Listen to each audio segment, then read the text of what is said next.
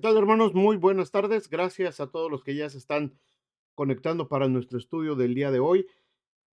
Seguimos con el tema de Hebreos. Este es un tema, un libro bastante interesante, en ocasiones un poco complicado de entender. Tenemos que tener mucha paciencia, mucho discernimiento de parte de Dios, sabiduría. Recordemos las amonestaciones que el escritor de Hebreos ha estado haciendo cuando les dice a sus destinatarios: ustedes ya debían de ser maestros después de tanto tiempo y todavía tienen necesidad de estar tomando leche espiritual, todavía tienen necesidad de los rudimentos de la palabra de Dios. Y este es un desafío para el cristiano, hermanos, porque como cristianos a veces pasamos años dentro de la iglesia recibiendo solamente la leche espiritual del día domingo, de la escuela dominical, y no nos adentramos nosotros a escudriñar, a buscar los tesoros que hay en la palabra de Dios. Así es que esta es una invitación a seguir buscando más de la palabra de Dios. Este libro es muy interesante, como les he dicho desde el principio, es uno de los libros que a mí particularmente me llama mucho la atención en la Biblia. Es un libro que abre muchas puertas y nos deja ver muchas ventanas de asuntos espirituales que normalmente en los evangelios o en otras cartas no se pueden leer. Y eso lo entendemos porque el escritor de Hebreos, quien haya sido, estaba pensando en sus hermanos judíos, precisamente, en sus hermanos hebreos, quienes estaban atravesando situaciones difíciles, se estaban convirtiendo a la fe de Cristo Jesús, pero eso les estaba llevando a enfrentar persecuciones, eso les estaba llevando a situaciones muy complicadas en su vida, y muchos de ellos dijeron: entonces mejor nos regresamos a lo que teníamos antes, nos regresamos otra vez a la religión que teníamos, a la religión judía, al judaísmo, al fin, que es más o menos lo mismo, hablamos del mismo Dios, hablamos de las mismas fiestas, hablamos de lo mismo, y mejor nos regresamos para que no digan que somos diferentes, y así evitamos la persecución.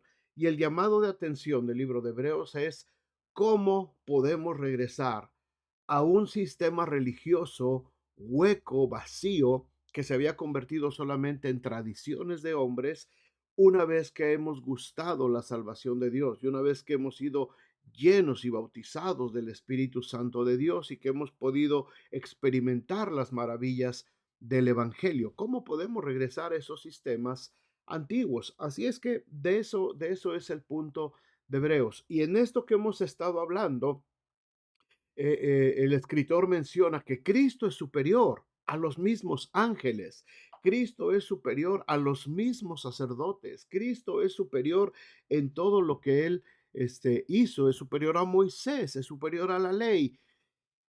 Y ahora en el capítulo 7 entramos a un tema muy interesante que empezamos en el tema anterior, donde empiezan a verse algunos rasgos de esto, pero ahora aborda, después de haber amonestado a los hebreos y decirles que ya tienen que ser maestros, pónganse ya las pilas, dejen de estar solamente leyendo versículos que les satisfacen, versículos que les gustan, lecturas bonitas, lecturas fáciles, historias, y métanse de lleno a estudiar, a considerar, a escudriñar la palabra de Dios. Después de semejante amonestación, entra directamente el escritor al tema del sacerdocio de Cristo, un tema difícil, un tema muy bonito, un tema espiritual, un tema que, escúchenme bien, antes de que oremos para empezar, es un tema que probablemente, humanamente, con nuestro intelecto humano, no podemos llegar a alcanzar. Esto lo digo de una vez antes de empezar a abordar el tema. Nuestra mente humana no va a poder alcanzar a entender la profundidad de este tema, pero nuestro espíritu sí lo percibe. Pablo dice que las cosas espirituales se deben de discernir de manera espiritual. Y al final, por supuesto, que hay una aplicación práctica y hay algo que nos sirve para la vida diaria. Esto no es teoría, esto no es solamente un estudio bíblico, esto es vida. La palabra de Dios produce vida, si no, no fuera la palabra de Dios. Y un estudio bíblico, una enseñanza que no produce vida, solamente es letra muerta, ¿verdad? Porque el Espíritu es el que nos da vida. Así es que vamos a orar y vamos a pedir al Señor que abra nuestra mente, que abra nuestro entendimiento para llegar hasta donde nos sea posible, y donde ya no nos es posible, entonces que su Espíritu Santo tome nuestro espíritu y lo lleve a comprender por fe todas estas verdades tan hermosas y tan profundas de esta enseñanza. Padre, muchas gracias por esta tarde, gracias por la vida de cada uno de mis hermanos que están ya reunidos en sus hogares, en sus trabajos quizás, para ver, escuchar esta enseñanza. Padre, abre, Señor, abre nuestras mentes, nuestros corazones, nuestro entendimiento, pero sobre todo, Padre, que nuestro espíritu pueda estar conectado totalmente a tu espíritu para poder entender y comprender estas verdades tan profundas que tú has determinado en tu palabra. Es hermoso, esto nos alienta, esto nos anima, esta palabra produce vida en nosotros, el saber que el sacerdocio de Cristo está intercediendo por nosotros día y noche, Señor, esto nos debe de alentar como cristianos a no desmayar, a perseverar y a continuar, Señor, en el camino que tú nos has trazado. Gracias por esta tarde y gracias por cada persona reunida. En nombre de Jesús. Amén. Amén. Bueno, entremos entonces al tema, hermanos. El tema es precisamente un sacerdote superior. Cristo es el sacerdote superior. En muchas ocasiones es necesario en cuestiones de la vida usar un intermediario, ¿verdad? Muchas veces cuando hay una situación difícil que se tiene que solucionar, se busca un intermediario. El intermediario, su función principal es hacer un puente entre estas dos personas, entre estas dos empresas, dos entidades, para que puedan llegar a acuerdos. Eso es lo que hace un intermediario. Los sacerdotes, de acuerdo a la ley de Moisés, los sacerdotes en el orden levítico del Antiguo Testamento eran llamados por Dios para ser precisamente mediadores.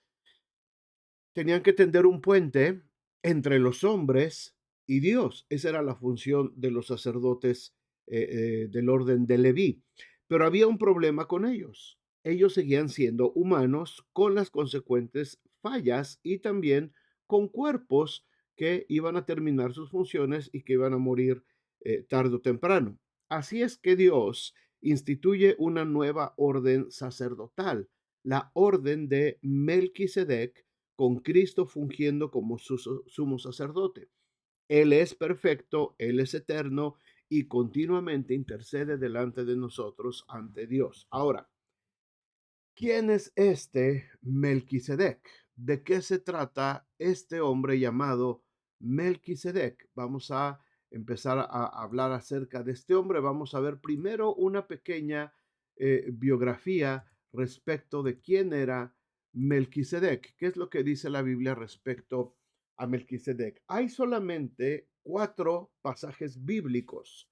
Hay cuatro pasajes bíblicos que nos hablan acerca de este hombre llamado Melquisedec. Vamos a verlo rápidamente. Si van conmigo a Génesis 14, en el versículo 17, ahí aparece la primera referencia a Melquisedec. Dice, cuando volvía Abraham, estamos hablando de Abraham, es la historia, algo que sucedió con Abraham. Cuando volvía Abraham de la derrota de Kedarlaomer y de los reyes que con él estaban, salió el rey de Sodoma, el rey de Sodoma. Ahora, nosotros interpretamos cada vez que escuchamos la palabra Sodoma, Gomorra, pecado, destrucción, inmoralidad, todo lo malo que puede haber. Bueno, antes de que esas ciudades cayeran en esto, eran ciudades establecidas y eran ciudades muy agradables, ciudades buenas y donde había paz y donde Dios también había puesto gente de él dentro de esas ciudades. Así es que todavía estamos hablando mucho antes, todavía no sucede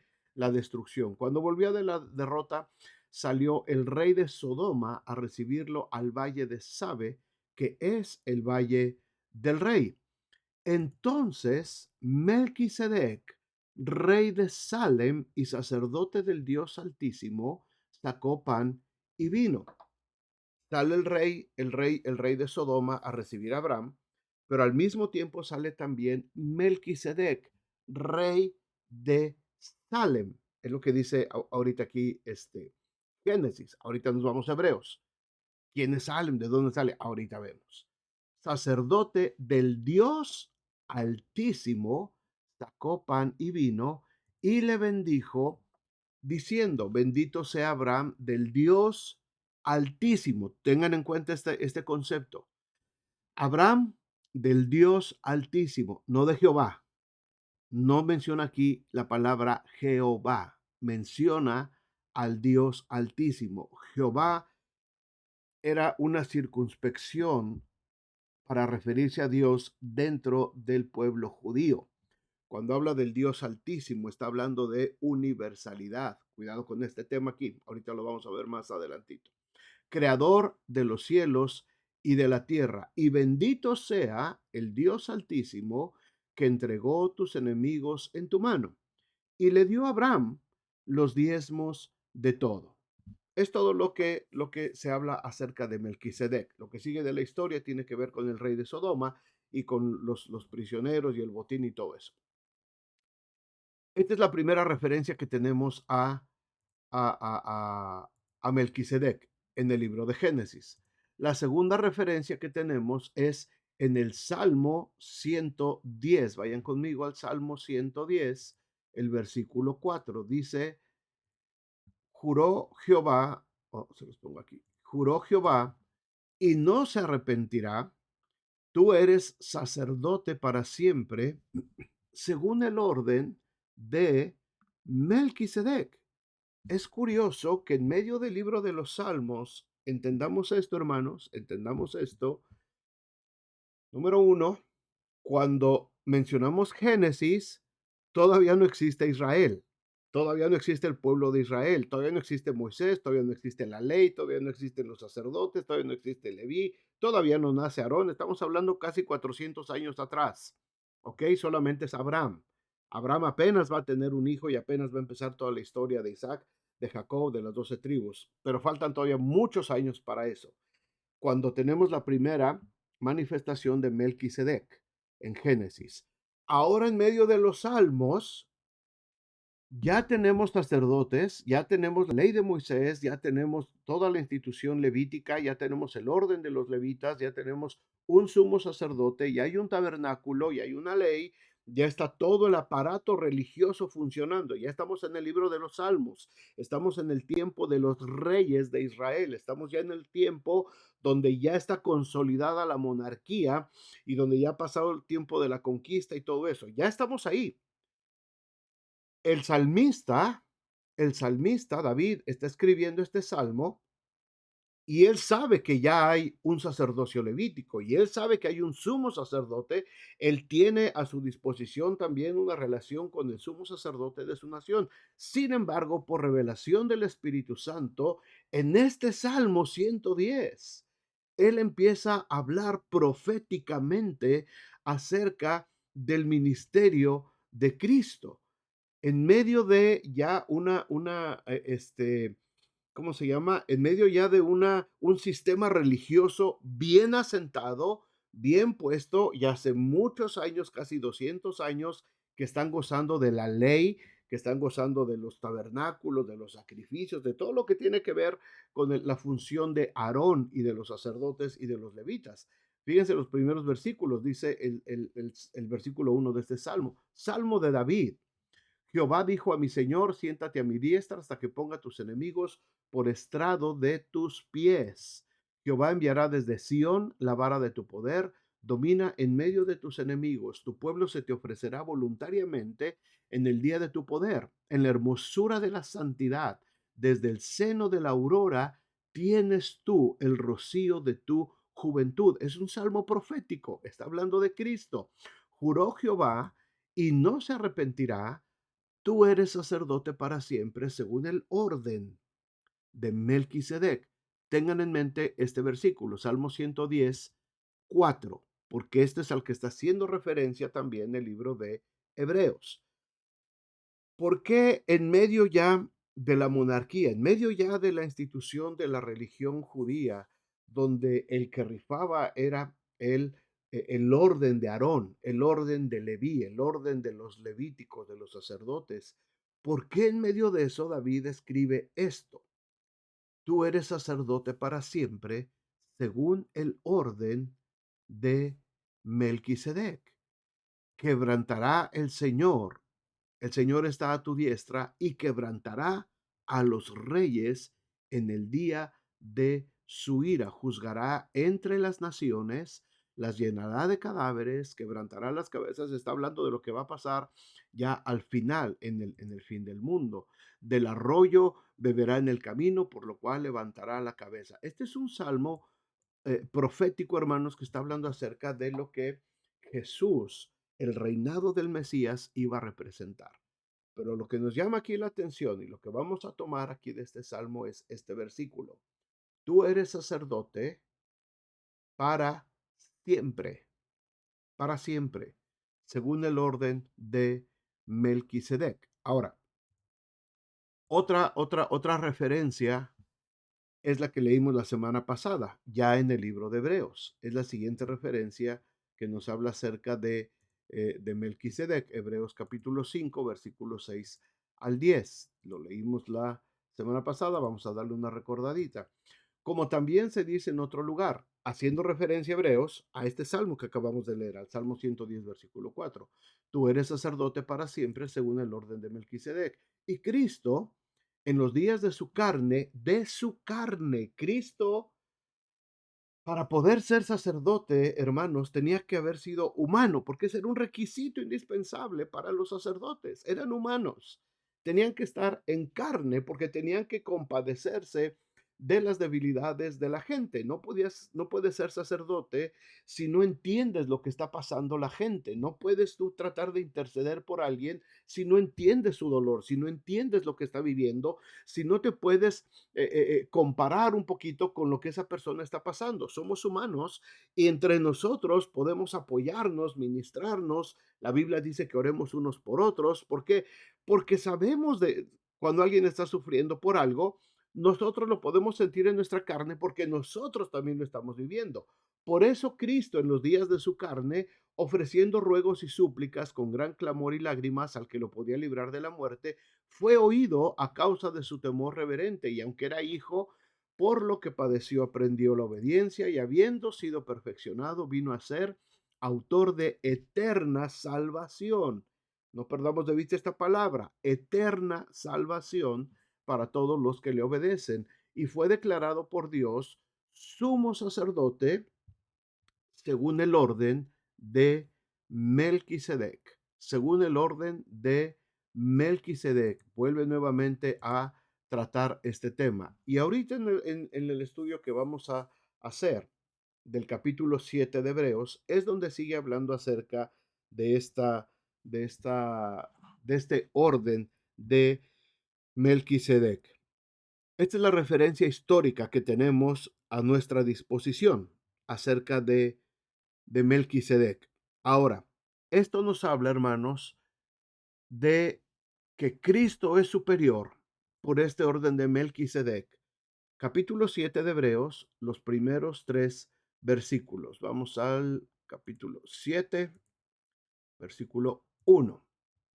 Dice, porque este Melquisedec, rey de Salem, sacerdote del Dios Altísimo, que salió a recibir a Abraham que volvía de la derrota de los reyes y le bendijo, a quien asimismo dio Abraham los diezmos de todo, cuyo nombre significa primeramente Rey de Justicia y también Rey de Salem, esto es Rey de Paz. Ahora, al hablar aquí de diezmos, por favor, no corten el video y digan, este pastor ya va a empezar a hablar de dinero. No, no, no, no, no. Tranquilos, esto tiene que ver con algo mucho más que dinero, esto tiene que ver con algo sumamente espiritual. Sin padre, sin madre, sin genealogía, que ni tiene principio de días ni fin de vida, sino hecho semejante al Hijo de Dios, permanece sacerdote para siempre. En estos tres versículos, hermanos, en estos tres versículos se ve la superioridad de Cristo en su persona. Déjenme ponerlo acá. La superioridad de Cristo en su persona. ¿Cuál es esa superioridad que nos habla aquí? En primer lugar, es que es universal. En los primeros tres versículos de este capítulo se nos dan algunos rasgos de Melquisedec sin entrar en detalles. Se nos dice que fue rey y sacerdote a la vez, rey de Salem y sacerdote del Dios Altísimo, ¿verdad? Ahora, lo que les decía yo hace un momento cuando leímos en Génesis, no menciona a Dios en su nombre como Jehová. ¿Por qué?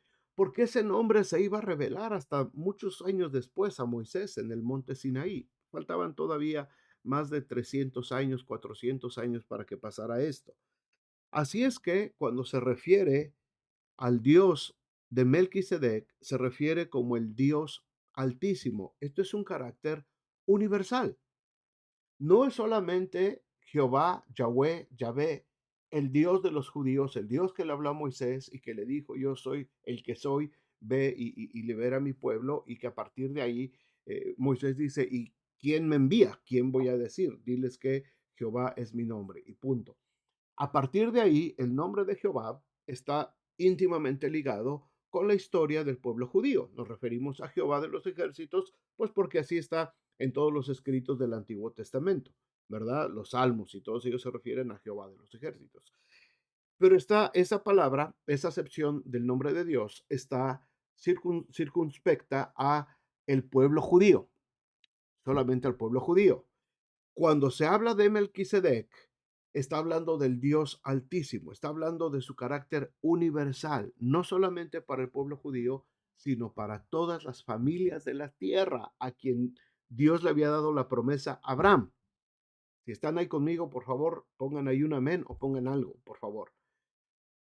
No se me pierdan. Dios, en su carácter universal, le da la promesa a Abraham. En ti serán benditas todas las familias de la tierra. En ti, de Abraham iba a salir esa descendencia, iba a crearse un pueblo a través del cual de su linaje iba a nacer Jesús. ¿Por qué? Porque el sacerdote necesitaba ser humano, necesitaba estar en carne. Por eso se necesitaba un pueblo, por eso se necesitaba un linaje, por eso tenía que haber una descendencia humana desde Abraham hasta llegar a Jesús. ¿Por qué? Porque tenía que ser humano para poder estar en su carne y para poder realizar el sacerdocio que se necesitaba. Así es que primero es universal. Número dos, fue reconocido por Abraham. Melquisedec recibió el diezmo de los despojos de la batalla de manos de Abraham y a cambio le extendió una bendición muy especial. Como no se menciona su genealogía, muchas veces se piensa que es una teofanía, es decir, que Dios mismo apareció a Abraham en la forma de Melquisedec. Abraham lo reconoció como sacerdote y le hizo entrega de esa ofrenda. Así es que pudo haber sido una teofanía, puede ser que Dios apareció, se encarnó para presentarse delante de Abraham, como Abraham ya lo había visto en algunas otras ocasiones, o pudo haber sido realmente un sacerdote, ¿verdad? Que vivía en Salem, servía a Dios, era sacerdote del Señor y había venido a recibir a Abraham. La tercera cosa que vemos aquí, hermanos, es que cumple con los requisitos del sacerdocio. El sacerdocio tenía que ser hombre, así es que Melquisedec tenía que haber sido totalmente humano para poder desempeñar su papel. ¿Quién era? ¿Cuál era su ministerio? No sabemos mucho. No nos habla más la Biblia de esto. Lo tenemos que creer por fe. Pero en eso se parece mucho a Cristo, ¿verdad? Sin padre, sin genealogía, eh, eh, este, eh, humana, ¿verdad? Que no tiene principio de días ni fin de vida, sino hecho semejante al Hijo del Hombre, al Hijo de Dios, permanece sacerdote para siempre. Y la otra cosa que tenemos que considerar es la eternidad de este sacerdote. Siempre que aparece Melquisedec en la Biblia, se ve como sacerdote y que permanece como tal para siempre, para siempre. Por eso dice el Salmo 114, tú eres sacerdote para siempre, es eterno.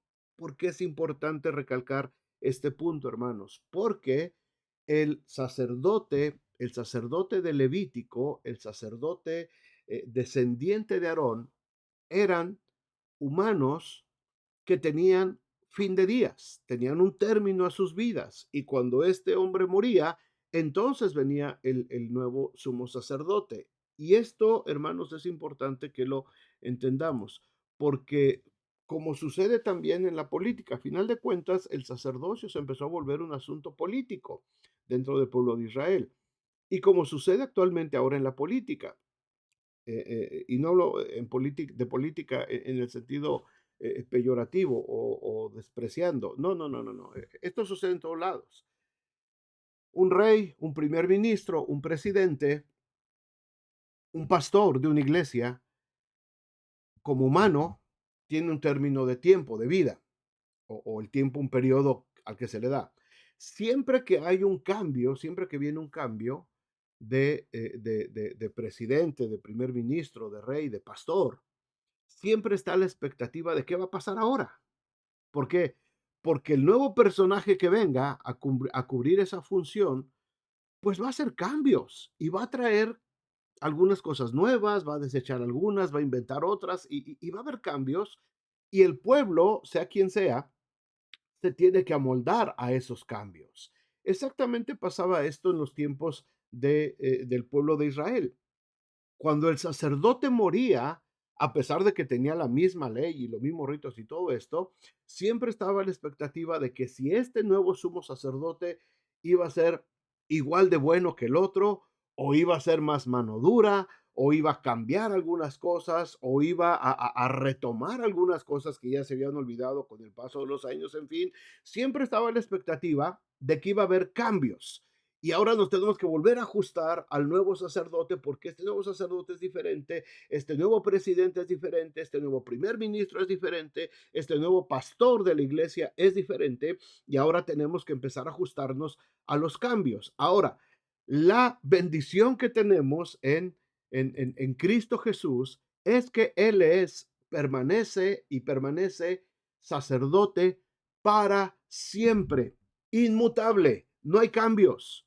No hay cambios. Jesucristo es el mismo ayer, hoy y por todos los siglos. Es decir, lo mismo que el Señor enseñó, lo mismo que el Señor aplicó, la misma forma como Jesucristo se condujo estando en la carne y ahora en el Espíritu Santo, glorificado por el Padre, sigue siendo exactamente el mismo. No tenemos que esperar cambios. Entendamos esto, hermanos.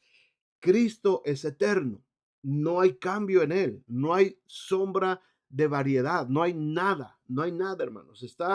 Él parece, él permanece sin cambio. ¿De qué me sirve saber esto a mí? ¿Por qué enfatizo tanto esto? Hermanos, porque en esa inmutabilidad, en esa eternidad, está puesta mi fe. Mi fe descansa en esa eternidad de Cristo. Mi fe descansa en esa eternidad sacerdotal de Cristo, según el orden no de Levítico, no según el orden de Aarón, no según un orden humano que puede estar cambiando cada vez que sucede una interferencia. Mi seguridad, mi fe, mi convicción están basadas en un sacerdote que viene desde mucho antes en la eternidad, que viene desde que el Señor entregó a Abraham, a esos reyes, y ahí apareció por primera vez este sacerdote, y el sacerdocio de Cristo es de acuerdo a aquel sacerdocio eterno. Espero que lo entendamos esto, hermanos. ¿Por qué es importante para mí? ¿Por qué es importante como cristianos saber esto? No podemos decir, ay, esto está muy aburrido, esos temas a mí me cansan, estos temas yo no los entiendo. No, no, no, no, no, hermanos, cuidado, cuidado, porque debiendo ya ser maestros, muchos de vosotros aún tenéis necesidad de leche espiritual. Maduremos, maduremos. ¿Necesitamos esto? Sí, ¿por qué? Porque aquí descansa mi fe. Mi fe descansa en la eternidad de Cristo. Mi fe descansa en que el Cristo en el que he creído no cambia. Dentro de la próxima generación no va a ser un Cristo diferente. El Cristo que tengo es el mismo, exactamente igual, al que sirvieron mis padres, al que sirvieron mis abuelos, al que sirvieron mis bisabuelos, a los que sirvieron las generaciones atrás, a los que sirvieron los discípulos, los apóstoles, los padres de la iglesia del primer siglo, los cristianos que atravesaron por toda la Edad Media y lograron llegar hasta la época más moderna, el mismo Cristo, los mismos principios que descubrió o redescubrió Martín Lutero, Juan Knox, Calvino, los hermanos Wesley, todos ellos de la Reforma, hasta el día de hoy, hermanos, hace 500 años, sigue siendo el mismo, no ha cambiado.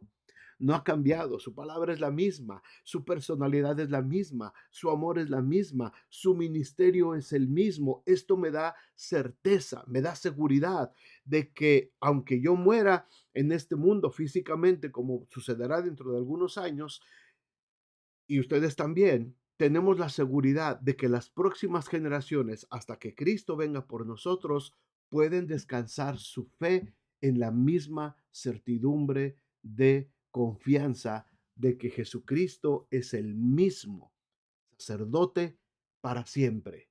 La misma confianza que tengo hoy en Cristo la van a tener los cristianos del siglo XXIII si Cristo no ha venido antes. ¿Se entiende esto, hermanos? Él es eterno, Él tiene esta superioridad, Él fue reconocido desde Abraham y sigue siendo reconocido por nosotros. Bendito sea el Señor. A mí me encanta este tema. Bueno, Cristo es superior por este orden de Melquisedec. Ahora, la superioridad de este orden sacerdotal en tres secciones. Vamos a verla rápidamente.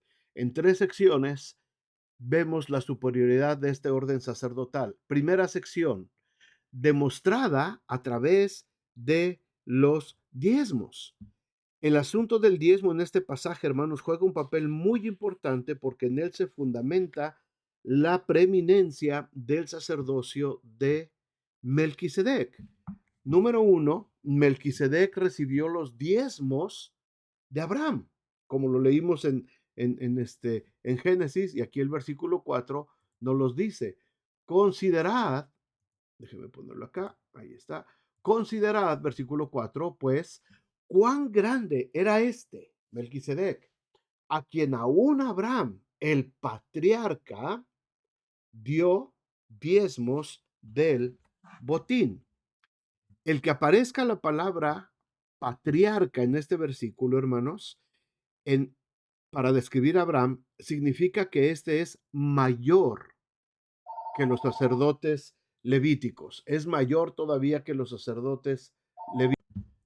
Así es que si Abraham, hermanos, siendo el patriarca, siendo el padre, el fundador de la raza hebrea, mayor que los sacerdotes levíticos, le dio los diezmos a este rey y sacerdote, es claro que se debe a que es mayor, Melquisedec es mayor que aquel y que los levitas.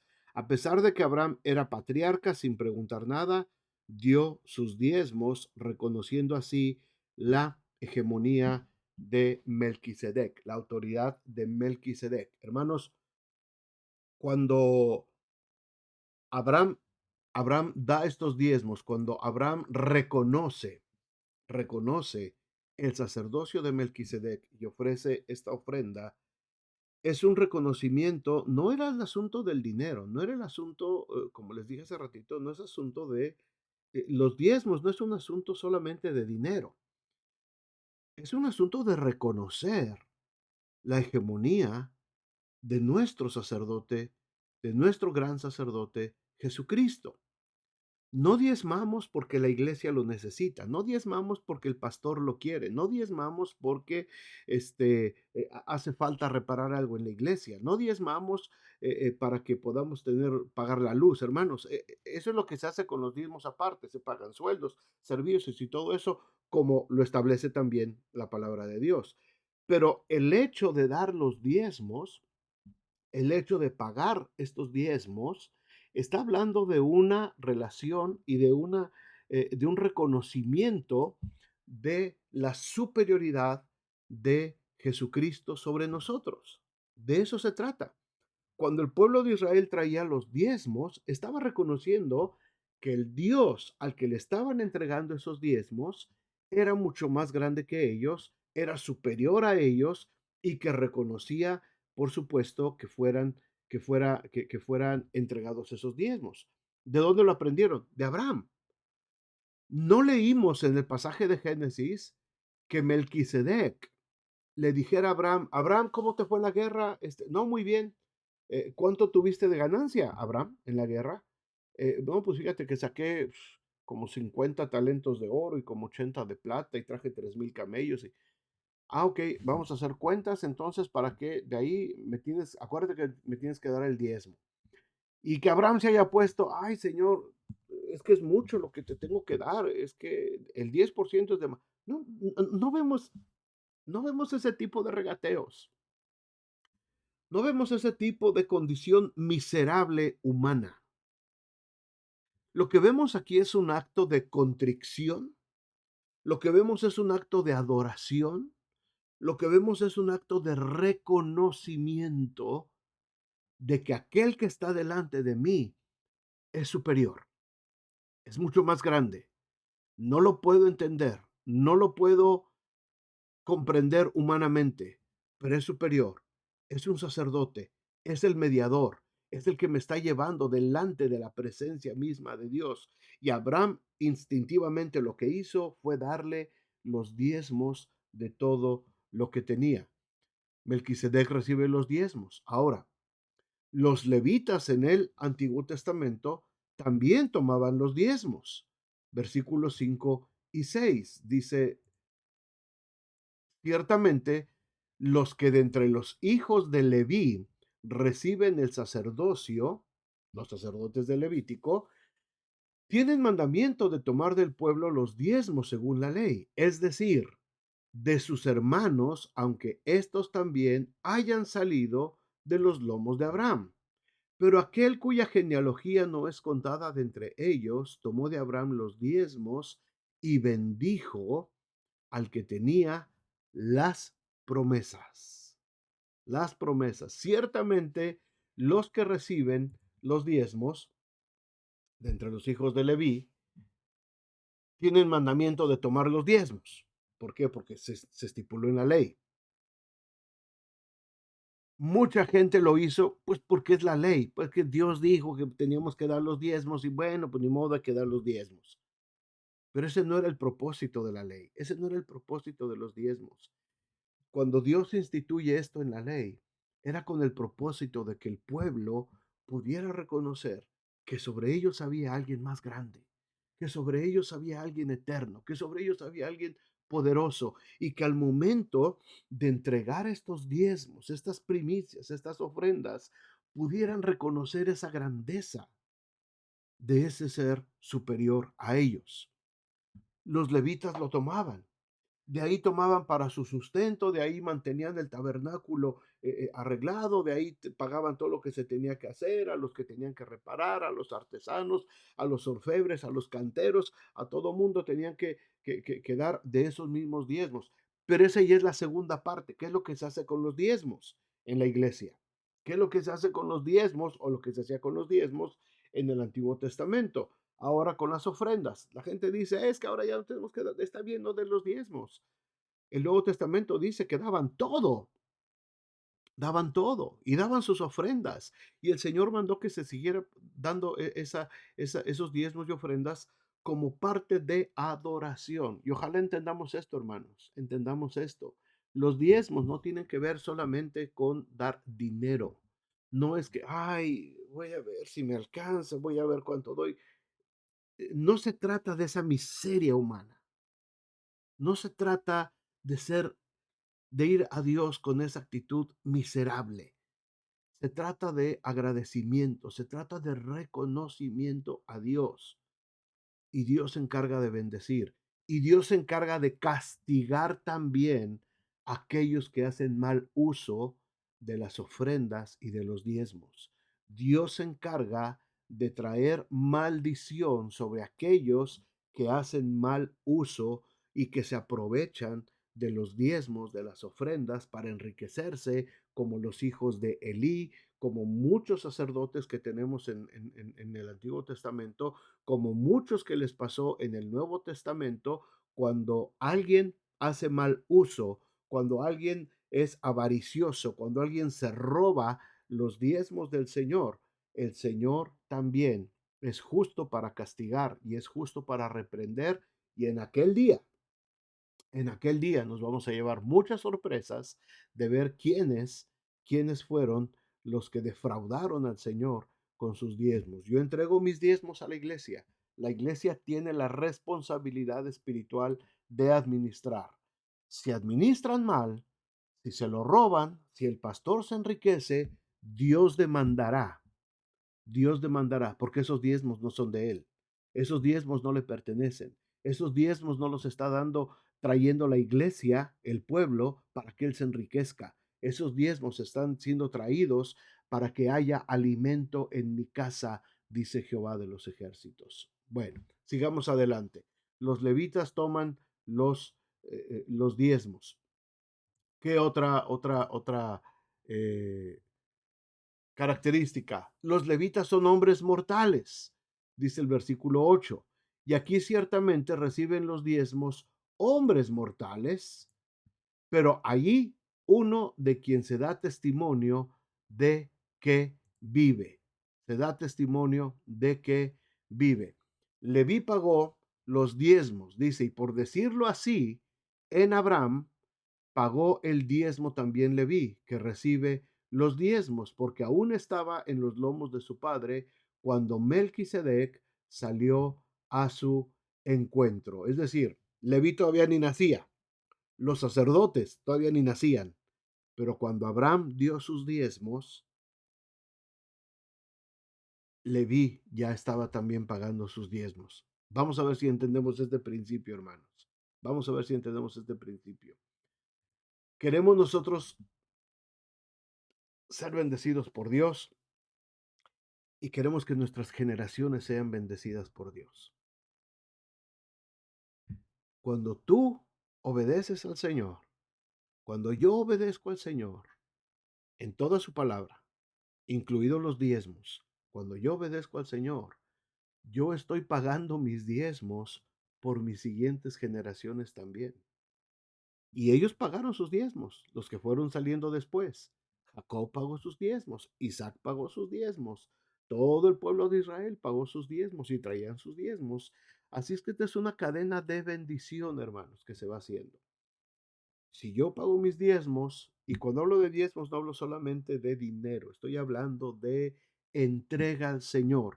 Cuando yo me entrego al Señor, cuando yo doy esa parte de mi vida al Señor, en amor, en servicio, en respeto, en obediencia, en lectura de su palabra, en oración, en animar a otros, en servir en su obra. Cuando yo doy mis diezmos al Señor de todo lo que yo he recibido, entonces el Señor me bendice a mí y viene la bendición por mis siguientes generaciones. Así es que si tú estás dándole esos diezmos al Señor, tu trabajo, tu tiempo, tu dinero, tu esfuerzo, tu cansancio, tu entrega, tu pasión por Cristo, si estás dando esos diezmos al Señor, tus generaciones van a ser bendecidas también, como lo fueron las bendiciones de Abraham sobre el siguiente pueblo. Bueno, la superioridad de este orden sacerdotal de Melquisedec se demuestra en los diezmos, primera sección. Segunda sección. eh, la superioridad de este orden sacerdotal es demostrada en sus características. ¿Qué características tenían este orden sacerdotal de Melquisedec? Bueno, número uno, tenía perfección, versículo 11 al 14. Era perfecto. Vamos a verlo rapidito porque ya se nos está yendo el tiempo. Ok, acá está. Si pues la perfección fuera por el sacerdocio levítico, porque bajo él recibió el pueblo la ley, ¿qué necesidad habría aún de que se levantase otro sacerdote según el orden de Melquisedec y que no fuese llamado según el orden de Aarón? Porque cambiado el sacerdocio necesario es que haya también cambio de ley. Ojo con este versículo, subrayenlo, ahorita lo hablamos. Cambiado el sacerdocio, necesario es que haya también cambio de ley.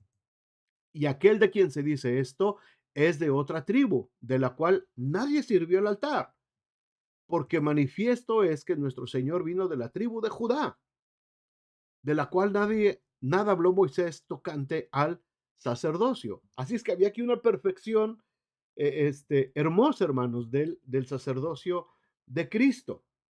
¿Qué característica tenía? Que era perfecta esta característica, y la perfección viene porque es un cambio total. La ley y el sacerdocio levítico era imperfecto porque era humano totalmente y no tenía la capacidad de salvar, tenía la capacidad de expiar el pecado, de cubrir el pecado, tenía la capacidad de retener el pecado del pueblo, pero no tenía la capacidad de salvación como la que tiene el sacerdocio de Cristo. Así es que tiene que haber un cambio completo. Hay un cambio en la perfección. El sacerdocio en el pueblo de Israel venía por la tribu del Leví, de Aarón. Sin embargo, el sacerdocio, según el orden de Melquisedec, viene de la tribu de Judá, de Jesucristo, de León de la tribu de Judá.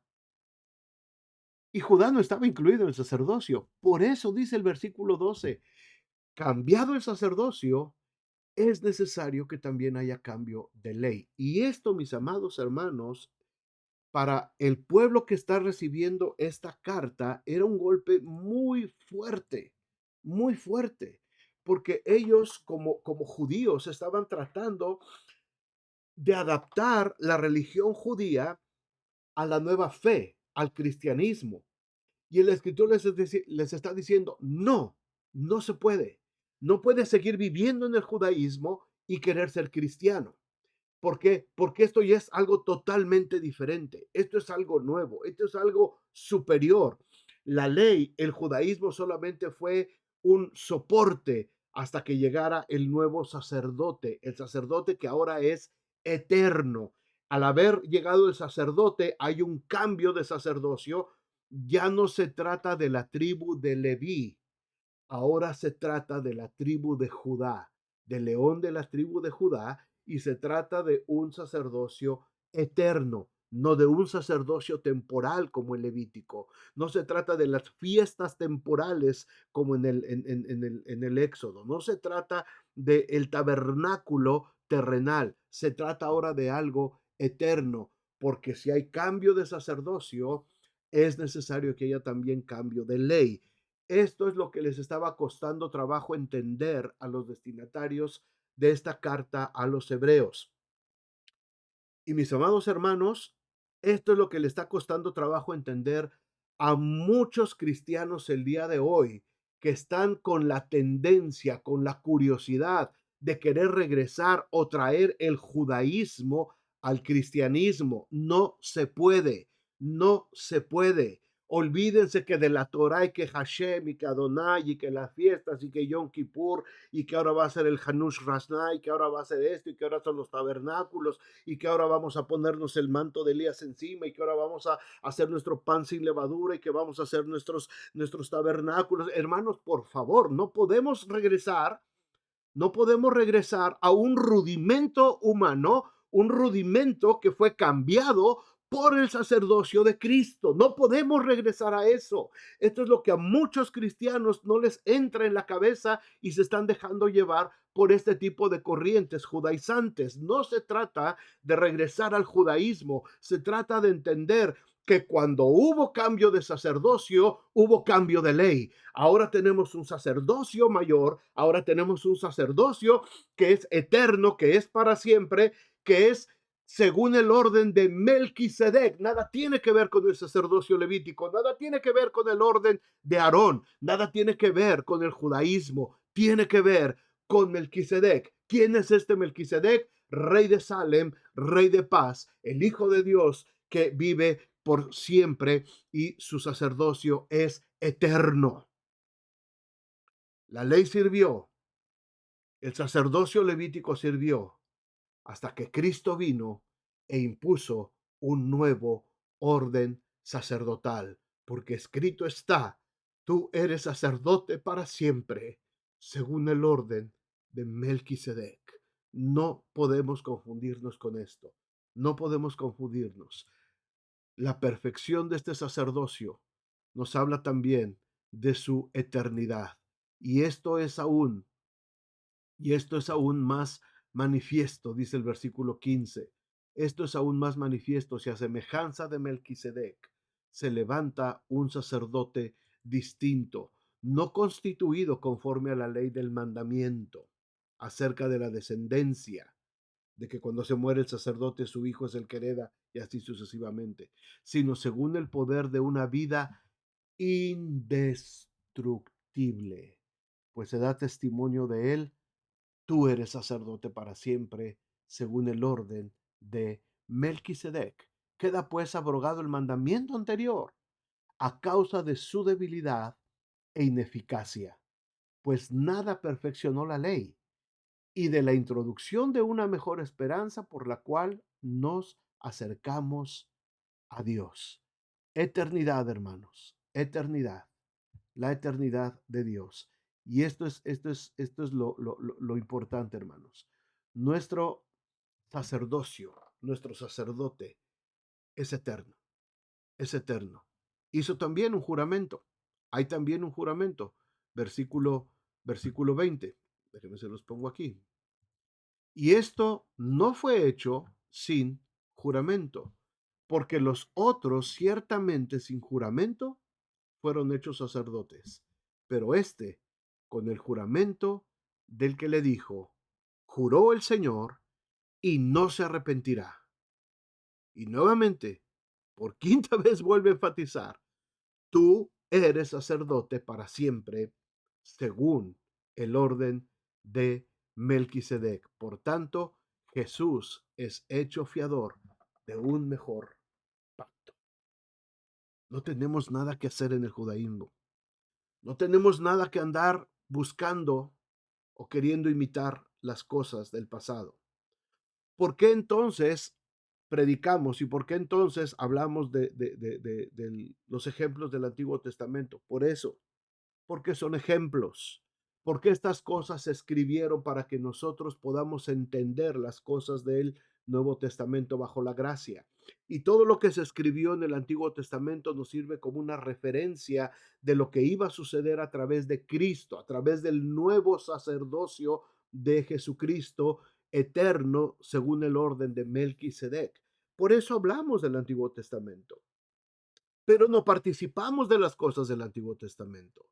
Por eso tomamos inspiración de las cosas del Antiguo Testamento, porque todo el Nuevo Testamento está inspirado en las cosas del Antiguo Testamento. Y podemos predicar y podemos hablar y aprender muchas cosas de David y de Abraham y de Jacob y de Job, y podemos aprender de los reyes y de los profetas y de Isaías y de Jeremías, de todos ellos del Antiguo Testamento. Pero esto no significa que estamos volviendo a los rudimentos. Los estamos estudiando y estamos hablando de ellos porque estamos aprendiendo y lo estamos comparando ahora con la vida cristiana. Estamos trayendo eso para compararlo ahora con el nuevo pacto que tenemos en Cristo Jesús. Esa es la diferencia. No es que estemos buscando qué es lo que vamos a hacer nosotros con el judaísmo, ni que tenemos que volver a las prácticas judaicas, sino que tenemos que aprender solamente de esas cosas. ¿Hay permanencia en el Señor? Sí. Y los otros sacerdotes llegaron a ser muchos debido a que por la muerte, no podían continuar. Mas este, por cuanto permanece para siempre, tiene un sacerdocio inmutable, por lo cual puede también salvar perpetuamente a los que por él se acercan a Dios, viviendo siempre para interceder por ellos. Así es que, hermanos, tenemos demostrada la superioridad del sacerdocio de Cristo en sus características: perfección, eternidad, juramento y permanencia. Pero la superioridad de este orden también está demostrada en la persona de Jesús. Fíjense lo que dice el versículo 26: porque tal sumo sacerdote nos convenía, santo, inocente, sin mancha, apartado de los pecadores y hecho más sublime que los cielos. Este es la parte humana del Señor. Se demuestra en su persona: santo. inocente, sin mancha, apartado de los pecadores y más sublime que los cielos. ¿Por qué los destinatarios de esta carta tenían que regresar al judaísmo, teniendo ahora este Cristo, teniendo este sacerdote? ¿Por qué tenían que volver a postrarse delante del sumo sacerdote humano, que un día se iba a morir, iba a venir otro que quién sabe qué cosa iba a hacer? Si tenían ahora un sumo sacerdote santo, inocente, sin mancha, apartado de los pecadores, más sublime que los cielos. Hermanos, este es nuestro Señor Jesucristo. Este es nuestro sacerdote. Este es nuestro mediador.